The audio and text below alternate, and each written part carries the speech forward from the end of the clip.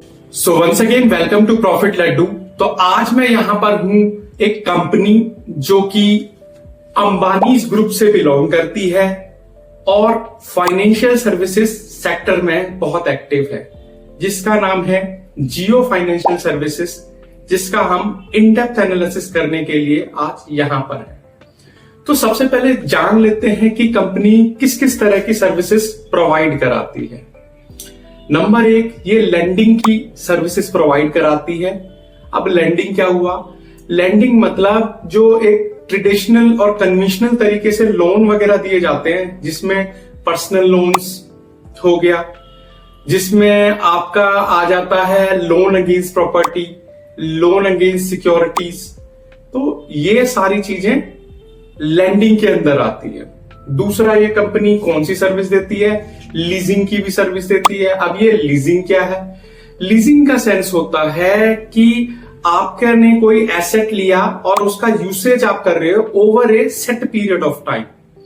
कि कोई प्रॉपर्टी है, वो आपने ली कि भाई इतने समय के लिए मैं इस प्रॉपर्टी को यूज करूंगा और इतना इतना पैसा दूंगा साल का इसका, तो वो हो गया लीजिंग। तो ये लीजिंग के धंधे में भी है। तीसरा, ये इंश्योरेंस सेक्टर में भी है। इंश्योरेंस में ये लाइफ इंश्योरेंस भी करते हैं और ये जो होता है जर्नल इंश्योरेंस, यानी जर्नल इंश्योरेंस का मतलब क्या? जो व्हीकल वगैरह का हो गया, हेल्थ वगैरह का इंश्योरेंस हो गया, तो ये सारा जर्नल इंश्योरेंस का में आता है। या इसमें एक ट्रैवल इंश्योरेंस भी इसमें जर्नल इंश्योरेंस में ही आता है।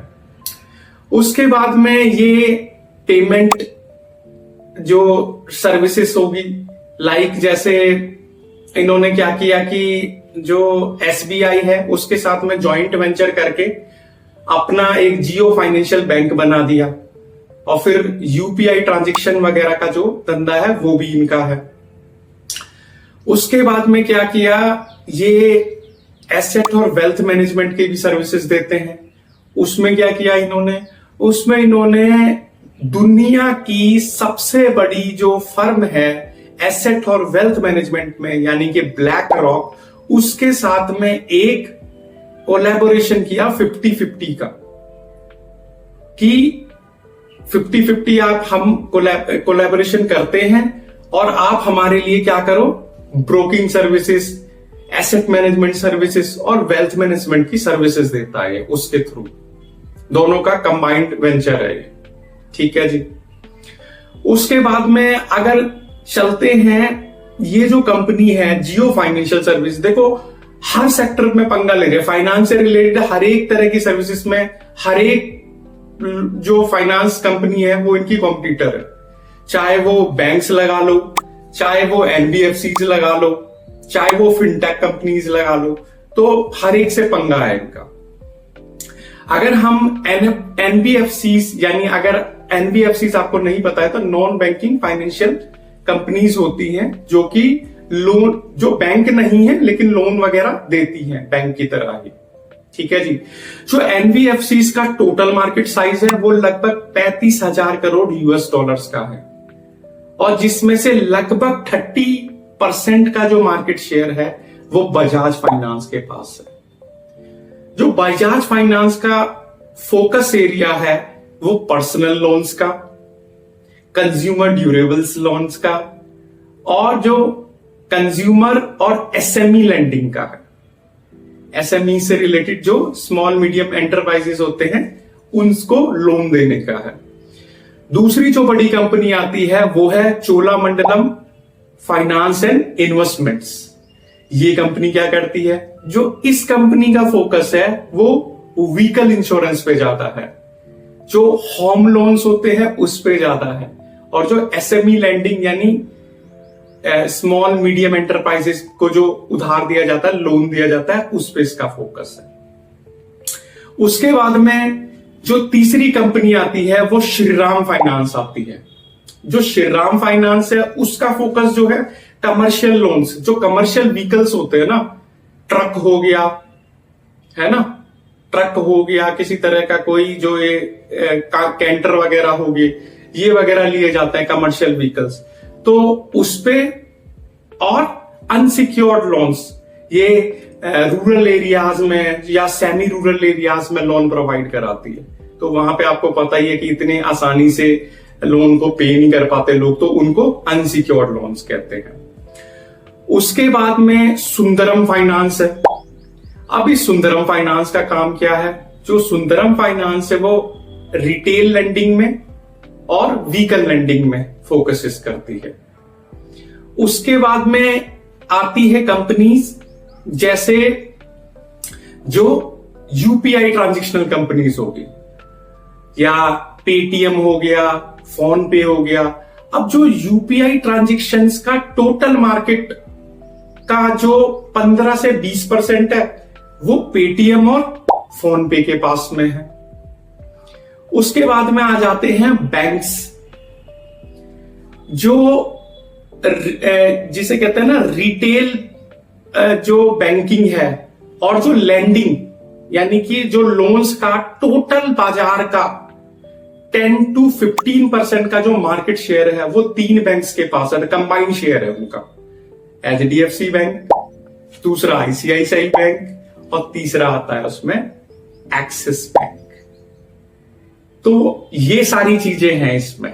इस कंपनी के बारे में मैं एक ही बात कहना चाहूंगा, देखो फाइनेंसेस ऊपर नीचे हो सकते हैं, नई कंपनी है, लेकिन जिस तरह से इस कंपनी के पीछे जो रुझान है रिलायंस ग्रुप के, जो मुकेश अंबानी जी का सपना है कि मुकेश अंबानी जी को इंडस्ट्री के अंदर एज ए डिस्ट्रप्टर की तरह देखा जाता है। डिस्ट्रप्टर मतलब जो पूरे कंपटीशन को तहस नहस कर देता है, क्योंकि ये जहां भी एंट्री लेते हैं पूरे कंपटीशन को तहस नहस करने का दम रखते हैं। क्योंकि जिस तरह से आप इसका देख रहे हो ना भाई, एक पीएसयू इतने बड़े बैंक्स एसबीआई के साथ में एक जॉइंट वेंचर कर लेना कितनी बड़ी बात है, लेकिन वो आसानी से कर लेते हैं बिकॉज लिंक्स और कनेक्शंस बहुत हैं इनके गवर्नमेंट्स में। दूसरा, दुनिया की सबसे बड़ी जो वेल्थ और एसेट मैनेजमेंट कंपनी है ब्लैक रॉक, उसके साथ में कोलैबोरेशन कर लेना कितनी बड़ी बात है, तो वो भी कर लेते हैं ये। और तीसरी चीज जो इनकी है कि जो जिस तरह से धीरू भाई अंबानी चलते थे ना, कि बिजनेस को मतलब जिस बिजनेस में घुस गए उसमें मतलब पूरे कंपटीशन को तबाह कर देना, तो वो इनकी स्ट्रेटेजी है। तो सारी जो रिसोर्सेस चाहिए होते हैं वो हर तरह का रिसोर्सेस हैं। जैसे इन्होंने अपनी स्ट्रेटेजी से जियो को बिल्ड किया पूरे देश में और सबसे ज्यादा मार्केट शेयर के साथ में एस्टेब्लिश किया फिर बाद में। या दूसरा, जो जिस तरह की ये स्ट्रेटेजी लगा रहे हैं, जैसे इन्होंने अभी कैंपा कोला खरीदा था, तो कैंपा कोला भी इन्होंने अभी 1000 करोड़ का ब्रांड बना दिया है। तो ये जिस फील्ड में उतरते हैं वहां इनके पास में रिसोर्सेस की कमी नहीं है, पूरी तरह से जहां मौका मिला वहां ये मार्केट शेयर ग्रैब कर लेगी कंपनी। वैसे इसका जो मार्केट शेयर है, करंट मार्केट शेयर, वो लेस देन 1% है। आपको ज्यादा घबराने की जरूरत नहीं है कि लेस देन 1% है। जिसके पीछे मुकेश अंबानी जी खड़े हो, इतनी बड़ी सोच खड़ी हो रिलायंस ग्रुप की, उस कंपनी का कुछ कह नहीं सकते। ये कंपनी कभी भी इसके दिन फिर सकते हैं, जिसे कहते हैं ना, ये मल्टी बैगर कंपनी बन सकती है। तो वो चीज इस कंपनी के बारे में मैं जरूर कहना चाहूंगा। और जिस दिन ये बनेगी ना, उस दिन आप मेरी बात याद करोगे कि यार इस बंदे ने इस वक्त पर ये बात बोली थी कि ये कंपनी एक दिन बहुत बड़ी कंपनी बनेगी।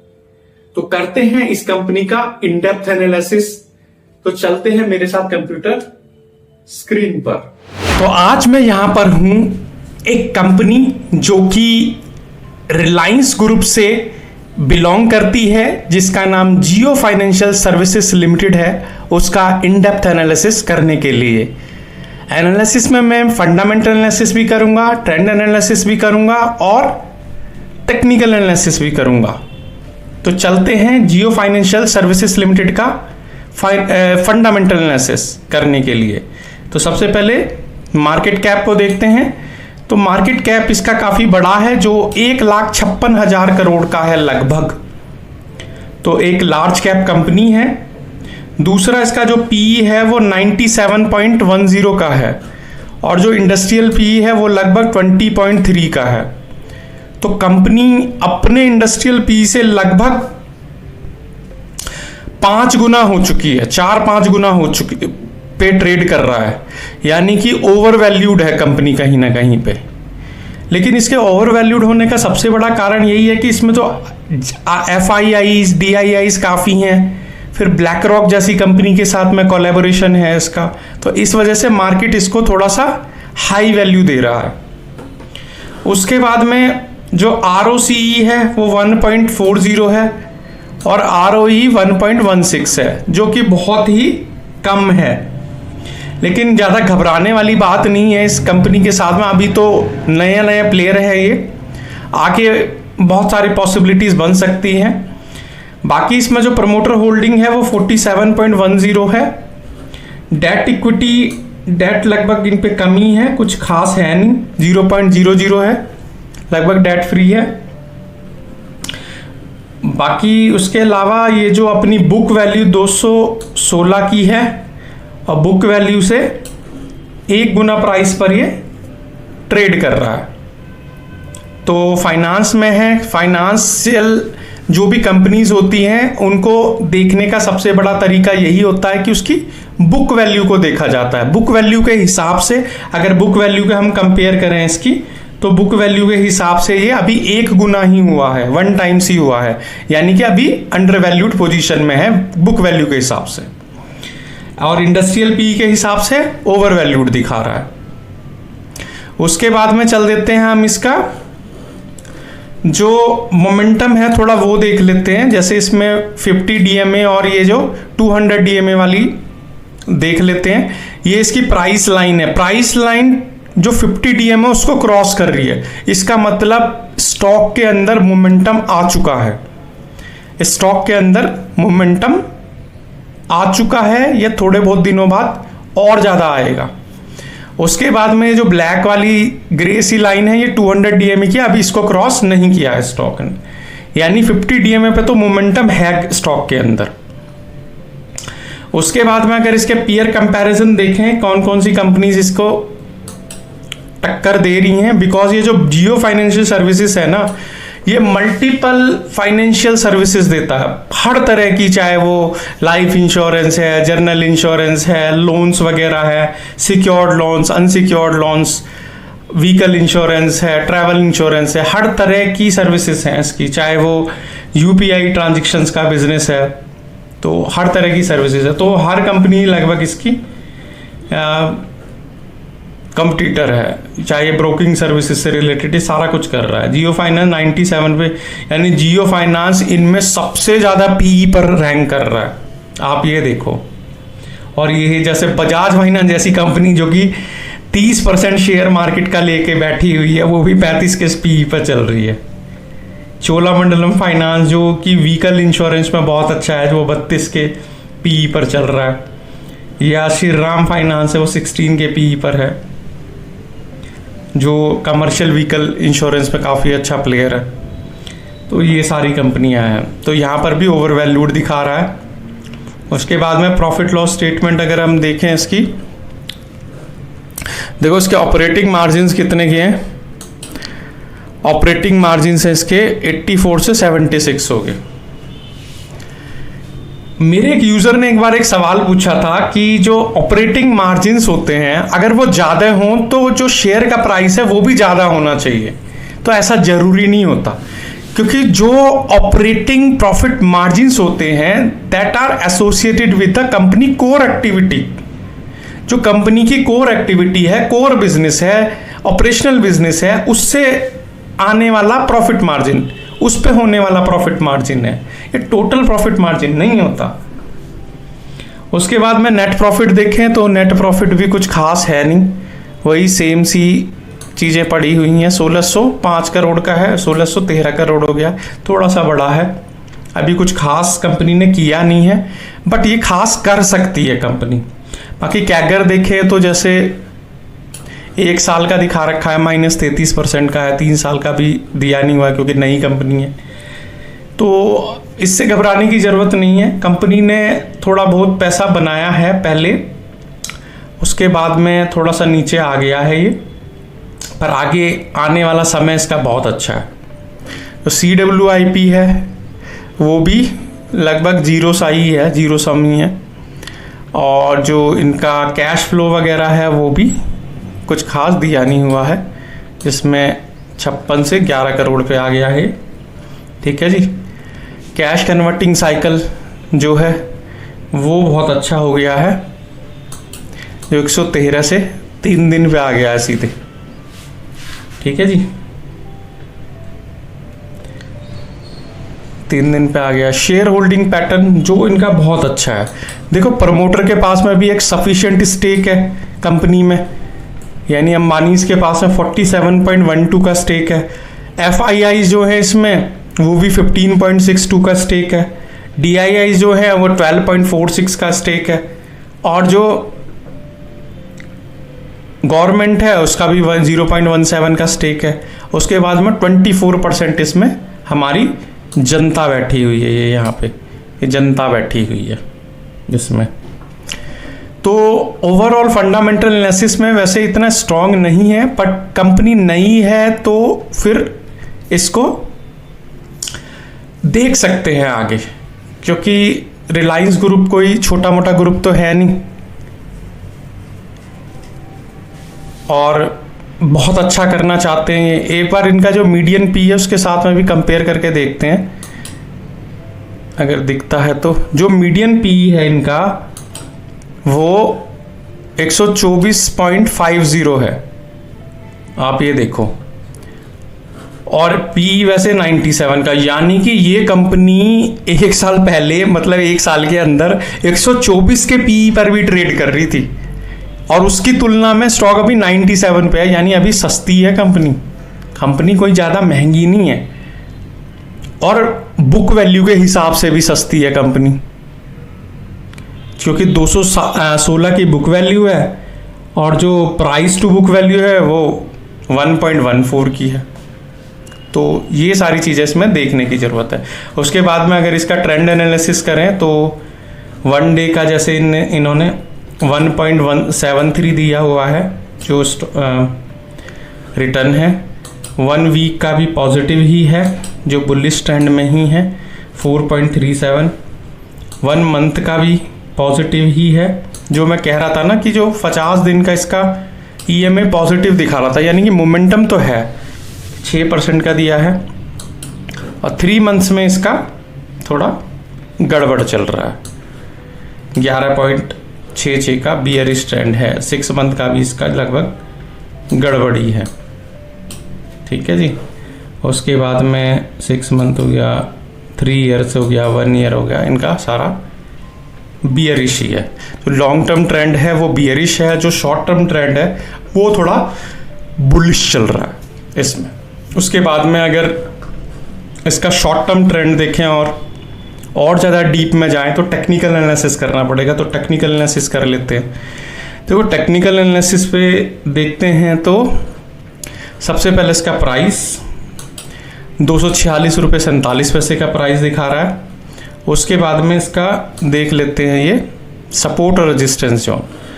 तो सपोर्ट और रेजिस्टेंस की अगर बात करें इसमें, तो सपोर्ट और रेजिस्टेंस में क्या है, देखो इसका पहला सपोर्ट कहाँ पे आता है, ये पहला सपोर्ट ही इसका यहाँ पे आता है, जो 347 नहीं सपोर्ट नहीं है, ये रेजिस्टेंस है।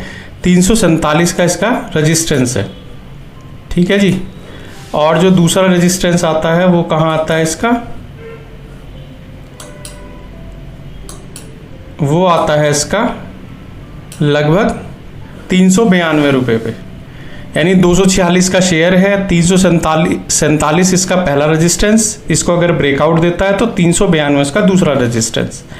और इसका सपोर्ट क्या आता है, सपोर्ट इसका यहाँ पे आ जाता है